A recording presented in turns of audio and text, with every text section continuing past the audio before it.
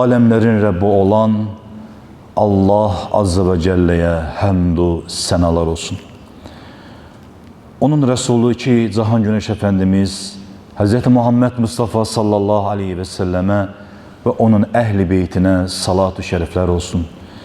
Aziz, mühterem, değerli kardeşlerim, bu güzel cuma gününün rahmeti, bereketi, mağfireti cümlemizin ve bütün ümmeti Muhammed'in üzerine olsun. Aziz değerli kardeşlerim, bugünkü hutbemizin mevzusu İslam'da içtimai harmoni, yani sülh ve birce yaşayış medeniyeti olacaktır. Değerli Müslüman kardeşlerim, Allah'a hamd olsun. Allah Azze ve Celle'ye hamdü senalar olsun. Son din olan İslam diniyle bizi şereflendirmiştir. Bizim ve kıyamete kadar gelecek bütün insanların dünya ve ahiret kurtuluşunu sadece dinde koymuştur. Dünya ve ahiret saadetine çatmak isteyen her Müslüman yaşayışını, söz ve davranışlarını İslam'a göre qaydaya salmalıdır. Həmçinin dinimiz İslam təkcə fərdi deyil, cəmiyyətimizin huzuru, birliği ve gələcəyi üçün həyati əhəmiyyət kəsb edir. Dinə daxil olan bir şəxs birinci növbədə qardaşlar, öz daxili dünyasını, əməllərini, əxlaqını düzəltməlidir. Daha sonra isə ailədə və cəmiyyətdə dinimizin əsaslarını gözəl şəkildə təbliğ etməlidir və nümunəvi bir müsəlman olmalıdır.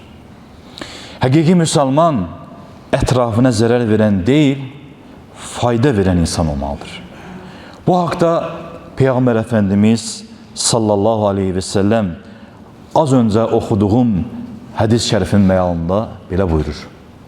Əsl müsəlman digər müsəlmanların və insanların onun dilindən və əlindən əmin olduğu kimsələrdir.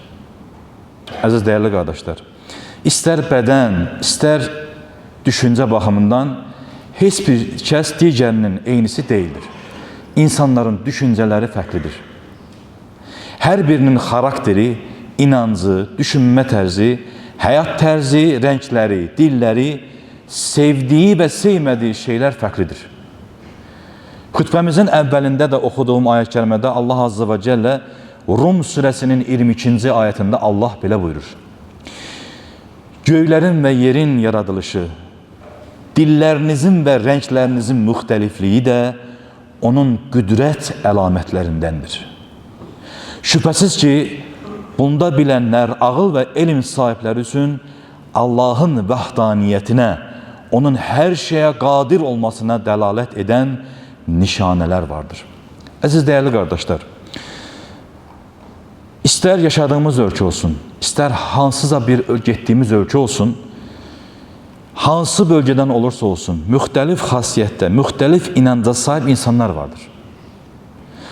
Onlara gözəl davranmaq, yaxşılığı çatdırıb pislikdən çəkindirmək, haqqı çatdırmaq bizim üzərimizə bir borçdur.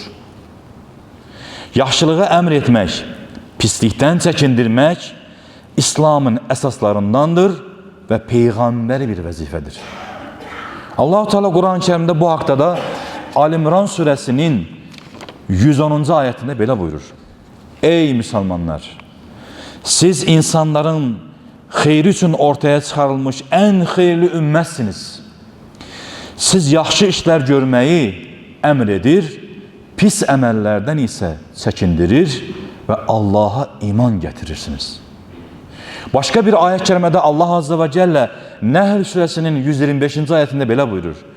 İnsanları Rəbbinin yoluna hikmətlə, gözəl sözlə, öğüt nəsiyyətlə dəvət et və onlarla ehtiyac olanda ən gözəl tərzdə mübahisə et.